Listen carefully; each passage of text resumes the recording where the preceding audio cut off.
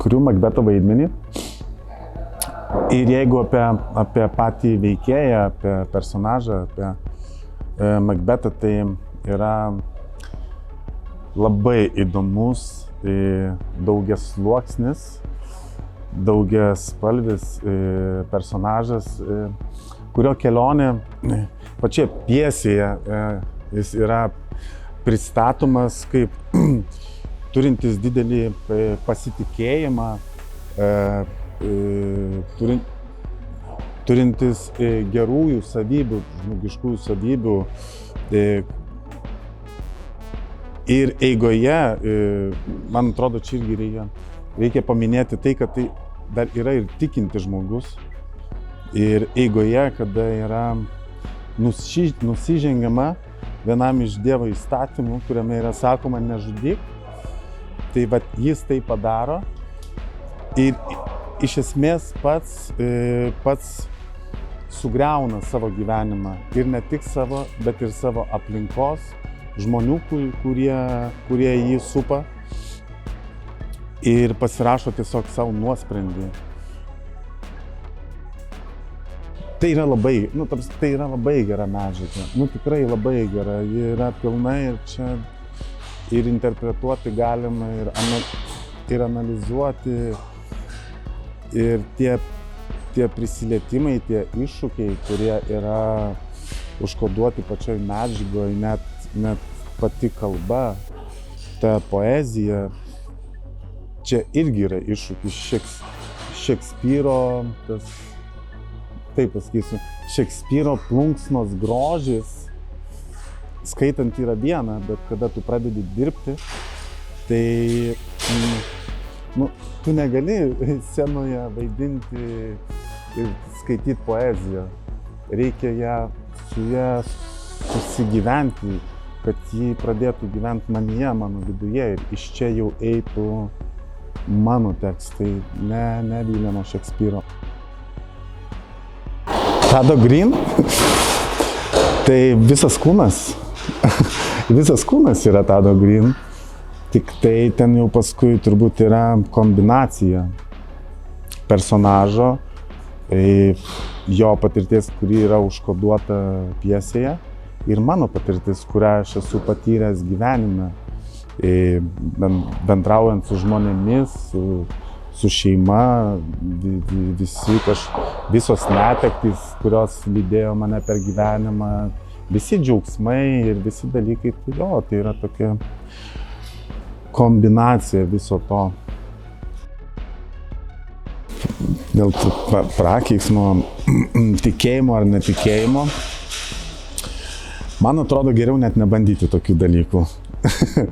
Tai geriau pasisaugoti. Ir yra sakoma, kad be reikalo vardo negalima tarti teatre. Visur kitur tu gali tai tarti, viskas yra tvarkoje, bet teatre be reikalo geriau neminėti. Tai pas mus visus ant pjesės niekur, turbūt ko gero nei pas nei vieną aktorių nebus, kad būtų yra parašyta škotiška pjesė. Ir viskas. Tai ir net jeigu kažką nori pasakyti, tai irgi arba ta pjesė, arba škotiška pjesė. Abidvi yra totaliai skirtingos. Jos abidvi skirtingai netgi konstruoja tą patį vaidmenį. Ir man tai atrodo, kad tai yra labai žavu.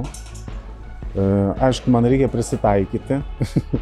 Su viena yra vienaip, ta pati scena, tarkim, su Irena ta pati scena yra vienokia, su Ieva ta pati scena visai kitaip nuskamba, visai. Ir turbūt po truputėlį aš jau atrandu net į jas šiek tiek skirtingą santykį. Nors mes žinom apie ką mes kalbam, bet santykis yra skirtingas šiek tiek. Ir, iš tikrųjų tai labai įdomu, tai yra pirmą kartą, kada taip tenka dirbti. Nes būna, kad mes praeinam vieną sceną su viena, tada iš karto grįžtam atgal ir tą pačią sceną einam antrą kartą su kita aktorė.